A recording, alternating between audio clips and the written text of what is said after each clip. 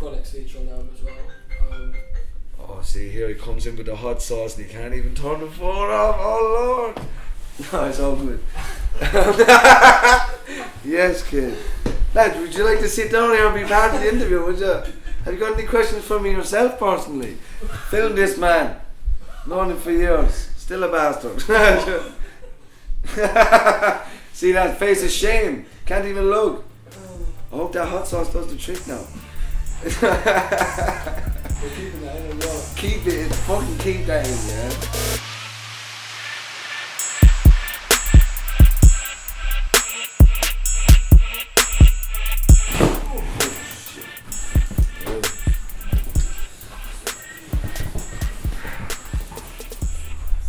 How you been, brother? You been alright? I'm not bad, dude. Yeah, not too bad now. I'm a touch hungover here now, which means I'm still a bit drunk, so I will talk for fucking hours here.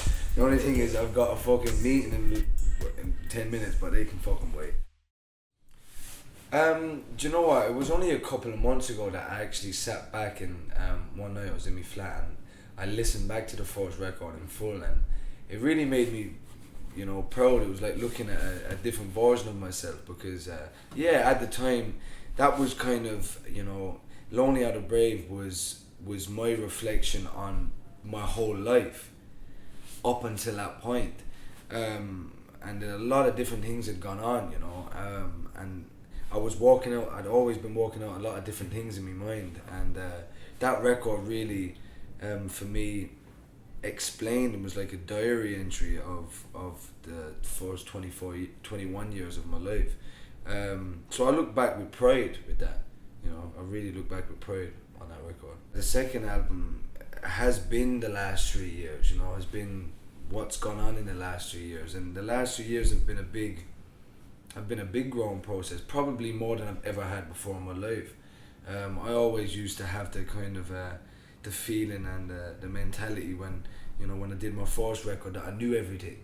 I knew everything about myself, and I'm a man, and I always had this vision. The minute I signed my deal, I remember telling everyone, I told you, I know everything, like this is my path.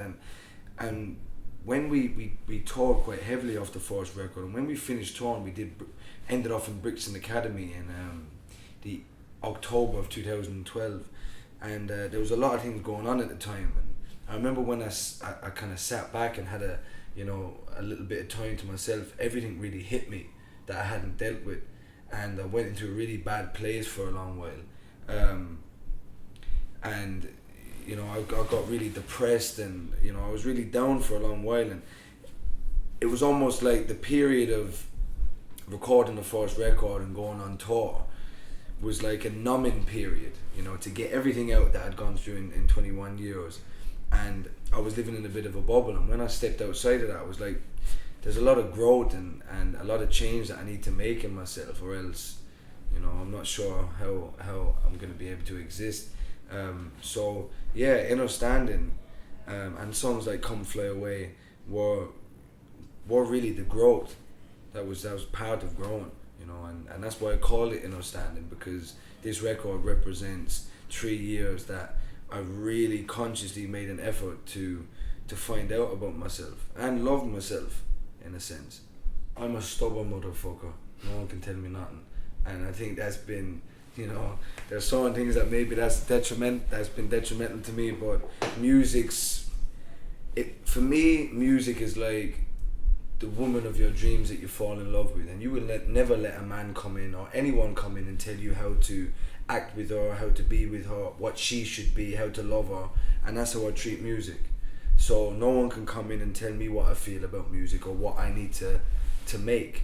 That's something close to me. Music has saved my life, so no one can tell me anything about that, you know. And at the same time, I'm confident in a non-egotistical way, but I'm confident in how I write music. So I think I can provide both music that fills my heart and music that a universal audience can connect with. Mother was an idea that I had in my head for a while to write, and I had the chorus written already before I went into the studio. And for me, it was, I think sometimes with parents, sometimes you forget as a child to sit back and show appreciation, because we go through so much and we're growing up and we've got so much going on in our minds, and there's so much to take in that sometimes we never actually go, you know what, thank you for raising me, like, because we are a reflection, not all the time, but we normally are a reflection of how we were raised, you know, and who raised us. And mother was a time to say, no matter what's gone on, I apologise for whatever I've done in the past, because I haven't been at certain times the best son.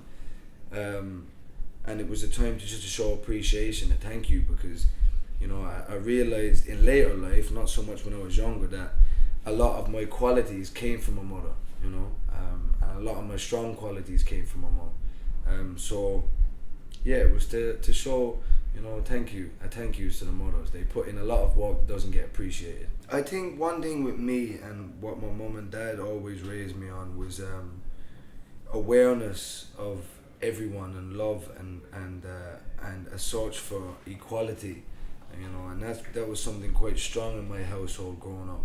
And I was always from a young age very aware of political issues, social issues, and I was always filled by my parents with a need and a want to change things. So when I started writing music properly, for me, I reflected my own feelings and honesty within whatever I've gone through, whether it's love or loss or friends or pain or whatever it is. But I watched the Nina Simone documentary the other day, and she was like, as musicians, it's our duty. You know, if you look at music as a blessing, whether it's spiritual, religious, whatever you look at it as, it's a blessing that we've got this. And I think it's our duty to use it in a positive light, which means we need to reflect on the times and the situations we're living in.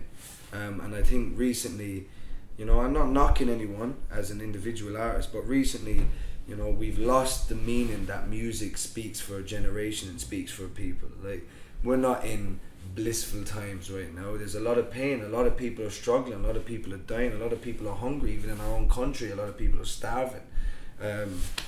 So how can our music that's on the radio and that's being pushed, and, you know, the biggest tunes of the time, not reflect that? You know, why does it not reflect that? There's something missing here. You know, we're being sold this image to keep us numb all the time, when really the realistic times we're living in is not that at all. So for me, it was a conscious decision, but it's also my duty to write on the times. Do you feel like that holds your music back sometimes? Do you feel like it doesn't get, you know, some of the looks it deserves? Yeah, of course.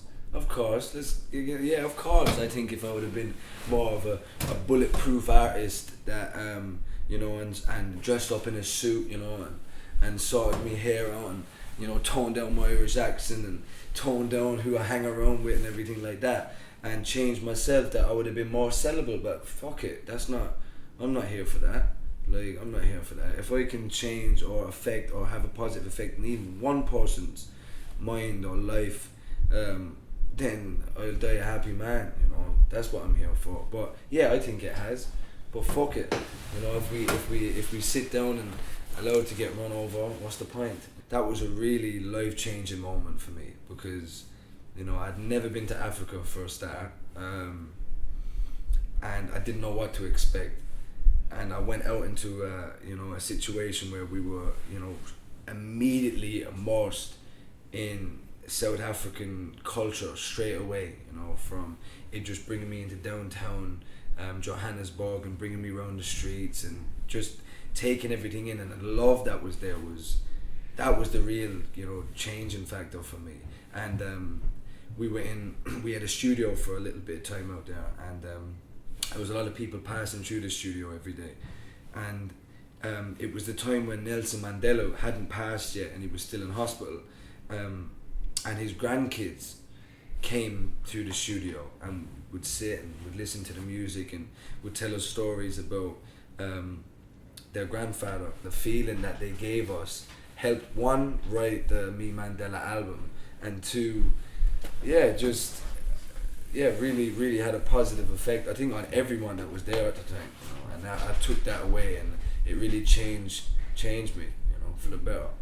Falling Again got inspired by a very close friend of mine, that's not a close friend of mine anymore, that stabbed me in my back, and disappointed me with his decisions a couple of years back. And yeah, I won't go into it, but yeah, disappointed me massively, and changed my viewpoint and sharpened my view on people. So yeah, shout out to him. I heard Survival Tactics with capital C's ages back.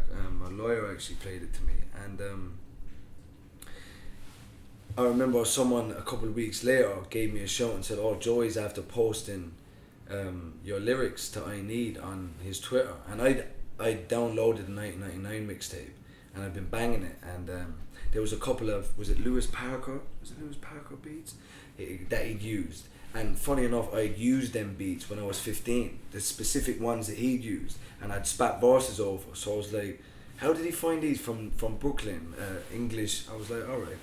So I gave him a show, we connected, and first time he came over to London when he was young, he was like 17, a couple of his boys were 16, I felt mad old, I was like, and we connected, and yeah, it's a brother connection, 100%. Every time I go to New York, I see him, every time he comes here, we connect, and it's more than music, it's yeah, brother connection.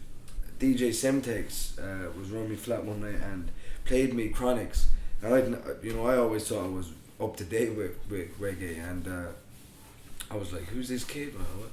I hadn't heard of him at all, and I started listening to his tunes and really got into it. I remember there was a tune called They Don't Know, and it really hit me. I was like, this lad's wicked. And gave him a show, and he was a fan of me. And the same thing, first time he came over to London, I went down to his show, we connected, and ever since then it's been brotherhood. When I went out to Kingston, his family showed me around, brought me back to the airport, was bringing me around. I met I Wayne. I was, they really took me in. So yeah, it's another brother connection, and that's the reason I have the two of them on my album. I'm very particular about people being on my records, as in my solo albums, because I feel like they need to match what I feel in my heart, and if they don't, then I can't have them on my album. So the two of them are. It's more than just a collaboration. It's a love. It's like bringing someone into your home, around your kids, or around your parents or something. How do you judge that? And I judge it on someone you connect with, and you feel the same things about the world, you feel the same things about yourself and about music with. So yeah, it's Up Fraser, Jimmy Hogarth, Dan Otters, New Machine. Everyone. There's so many more Crazy and Hoax. Everyone, Seymour that walked on the record.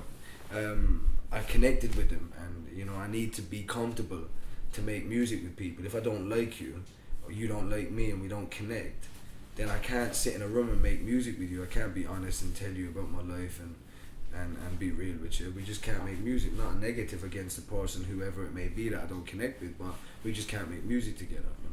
If you feel you're alone, listen to this record. That's when I'd say, rather than a specific time, a specific place, if you feel you're alone, listen to this record. And I write music to make people not feel alone in whatever they're feeling, because music made me not feel alone when I was growing up and going through whatever I've ever gone through, and will always ever gone through. I was going through something last week. I put on a Tupac record, and I was like, yeah, love, he's here with me, warrior, all right. And that's what I write music for. That's what I'm here for. So. Listen to it when you feel alone. Thank you, man. Love. Thank you very much, man. Love, lads. That was nice. It's good, bro. Love you, motherfucker. Love. Okay. That's good. Alright. So what, we had the other day, yeah? Yeah. Auntie June, yeah?